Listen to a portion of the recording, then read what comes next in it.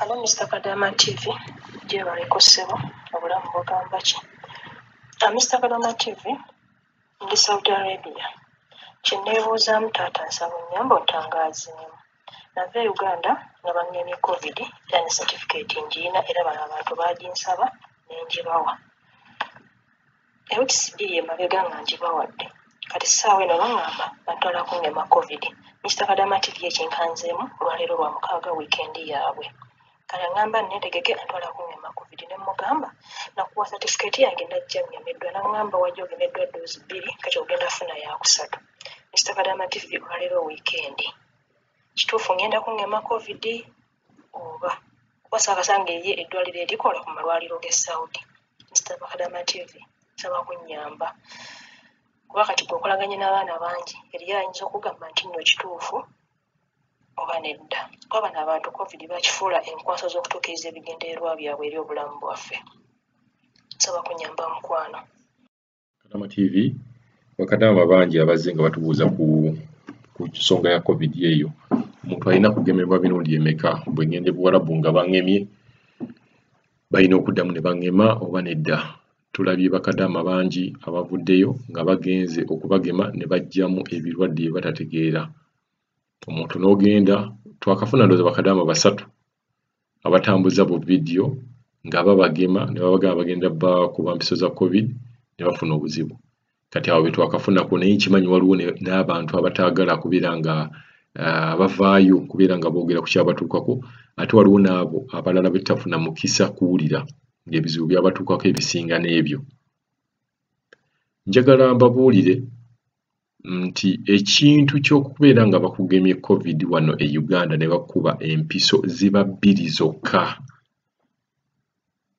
Ekyo njagala nkiddemu. Okugema kwa COVID kwa mpiso 2. Empiso ey'okusatu bagiyita booster. Eyo bagikuba abantu abakuliridde mu myaka. So empiso 2 zokka zimala okubeera nga bakugemye COVID. Era bw'ogenda mu nsi z'Abawarabu ne bagamba nti no bagenda kugema COVID nti tebeekakasa by'e Uganda. Bagambye nti ne bye bangema eddagala teryali ly'e Uganda ne balikolera Uganda. Eddagala lyonna mu nsi for example nga bwe tunaagamba nti nno Moderna ne tugamba eddala eri Pfizer n'amadagala amalala ge muwulira empiso ze bakuba. Empiso ezo zonna ne Johnson mugimanyi Johnson & Johnson. Empiso ezo zonna amadagala ago gava bweru. Ne bw'onoogenda mu Bawarabu era zibagenda okukuba. Bagenda kukuba ddagala eryo. So baleme babuzaabuza oli nagamba nti nno e Uganda wadde bakugema naye wano tugenda kuddamu tukugeme. Kuba abasinga babagamba ekyo nti ffe tukakasa oba tugenda kuddamu tukugeme. Certificate eno yokka emala okubeera nti no bakugema era tewali ddagala lye bagenda kukuba litali eryo. Wano e Uganda tulina ddagala nti oba likolebwa basawo ba kinnansi nti oba bino bye mugamba nti habo nti oba twekube empiso ya habo. Kati gamba boosi wo ddagala kiri ogenda okunkubya era lwaki oyagala ndinkuba. Ajja kugamba mu ddagala eryo wano erinnya eryo tulina e Uganda era yajja okugamba nti eri bagenda okukuba. Kakati wabeerawo njawulo ki? Temukkiriza kubagema. Omuntu yenna akugamba okuddamu okugema nga agamba nti eddagala ly'e Uganda bo tebalyekakasa teryali ttuufu nga naye yennyini agamba nti eryali ttuufu teyaliiyo si yalikola oyo abeera mukyamu. Era musabe omugambe kw'osooka oyogereko ne ofiisi yo obategeeze ku nsonga eyo. Ate ne ofiisi ne bagamba nti kkiriza bakugeme tokkiriza. Okugema bakugema omulundi gumu.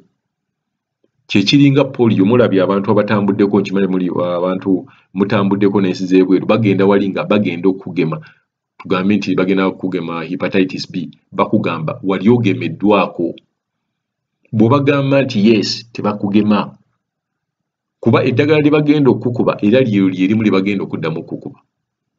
So abantu bano abagamba nti bagala baddamu bagema COVID balina bigendererwa byabwe birala bye mulabye nti bakadama bavaayo ne bagamba nti nze obulwadde bwatandika nga bangeme COVID.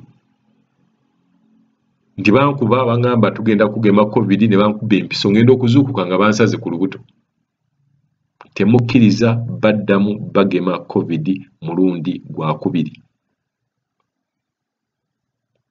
Sijja nagamba mulundi gwakubiri, kale kangambe mulundi gwakuna oba mulundi gwakusatu. Kuba ova e Uganda nga bakugemye emirundi ebiri gyegyo gimala. Omuntu omukulu yalina okuba empiso ey'okusatu gye bayita booster. Eddagala lye bakuba ng'era bwe mbagambye, eddagala lye bagenda okukuba ligenda kubeera Pfizer, Johnson and Johnson, Moderna n'ebirala ebigenderako awo. Era ne bw'onoogenda e Buwarabu era zezo empiso ze bagenda okukuba. Gye tulina ez'Abachina, ez'Abaswidi, ez'Abamerika zi Johnson and Johnson, tewaliyo sinnawulirayo na ddagala n'Abawarabu abo Stewart nabo bakola eddagala lya covid. Kaakati awo kiki ky'oba oŋŋamba nti ogenda kuddamu onkuba empiso okugyawo ng'olina ebigendererwa? Bakadaama basatu mu bbanga eritanaweza wadde na myezi 4 abavuddeyo ne batubuulira ng'ebizibu byabwe byonna bye boogera byatandika nga babakubye empiso. Gwe bagamba nti tugenda kugema covid, awo wennyini watandikira, n'omulala mumanyi yalemala. So jjukira nti eno ebeera doozi, ne bagamba nti doozi ya covid erina okubeera nga ziri empiso 2. Kakitegeeza bw'okuba empiso endala ezo zibeera overdose. Ate n'eki kye bagenda okukuba babuuze kiki, kuba akadaama mwangu ono naye tebamunnyonnyola kiki kye bagenda omukuba. Bo bamugamba tugende tuddemu tukuba empiso ey'okusatu. Eyaki? Mbu tewamalayo. Era simanyi baboosi bamwe bo baba bakuba empiso mmeka. Ate ye ne babeera bamukuba empiso 3. Oyinza okwesanga ng'oyagamba bakwongera endala nga mukulu nnyo ku ggwe. Abakulu babawa booster. Ate ne booster tugambe eboostinga just mubiri. Naye nga real covid, okugema covid obutakwatibwa ssenyiga oyo, ze zino empiso 2 ze bakuwa doozi 2. Ate yo America ye najja n'akigattawo n'agamba affe tukubeemu. Kati bwe nva e Uganda nga bakuba Johnson and Johnson, eyo eba emala, yeyo doozi gye nnina okufuna. So temukkirizibwa okulimbibwa nti omuntu ne bw'onoomugamba nti bankuba empiso 2, gwe mugambe bankuba empiso 2 ze zino zi Pfizer ne bakuba 2 yeyo doozi. Naye ate Johnson and Johnson erina kubeera emu. So tolimbibwa n'ogamba nti ate bagenda kukuba empiso endala. Tewali mpiso ndala ze bagenda kukukuba okuggyako nga balina bigendererwa byabwe. Mr. Kadama TV, ndi Saudi Arabia. Kyenneebuuzaamu taata nsaba onnyambe ontangaazeemu.